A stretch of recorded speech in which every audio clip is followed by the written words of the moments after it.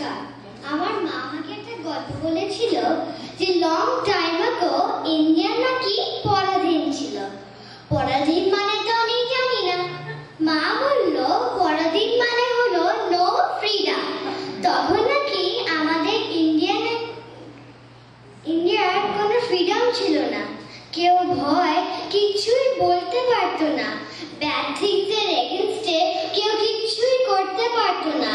তখন আমাদের রবি ঠাকুর সবাইকে ব্রেভ করার জন্য 1905 এ ভান্ডার ম্যাগাজিনে একটা গান লিখেছিলেন।